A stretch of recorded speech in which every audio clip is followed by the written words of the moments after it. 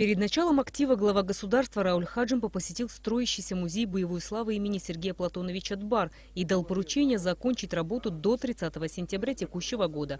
Затем в Доме культуры состоялась встреча с общественностью Гудаутского района. В ней приняли участие премьер-министр Беслан Барцыц, вице-премьер Аслан Кубахия, министр внутренних дел Гарри Аршба, генеральный прокурор Зураб Ачба, председатель СГБ Зураб Маргания. Разговор с главой государства получился откровенным. По мнению выступавших, президент Рауль Хаджимба имел право принять решение о помиловании лукаво, право, прописанное в Конституции Абхазии. В частности, в своем выступлении глава Гудаутского района Руслан Ладари отметил, что сегодня есть возможность в спокойной обстановке обсудить сложившуюся непростую общественно-политическую ситуацию в стране. Глава района убежден, что подобного рода вопросы нужно решать внутри общества.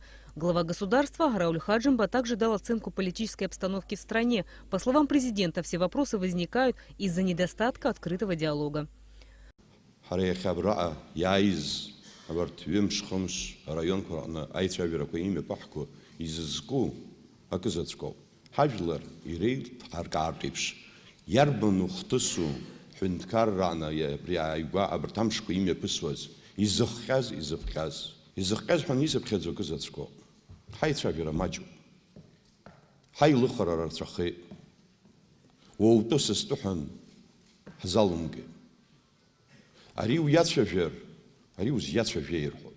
Дашадру яцвер, уаравию хада хтудзам зыштахой. Хара абрихана гумц. Амюя абра акат шзахчавюз зеге шгузыбылва абри амюя ханукумла. Хажлар адзыкны рыхацара езго уску ханрыламга. Хара унткар зыгылуй сахя хаудзу. В специальной части мероприятия жители задали главе государства интересующие их вопросы. Рената Шака, Алексей Гухава, Тимур Гугохи, Абхазское телевидение.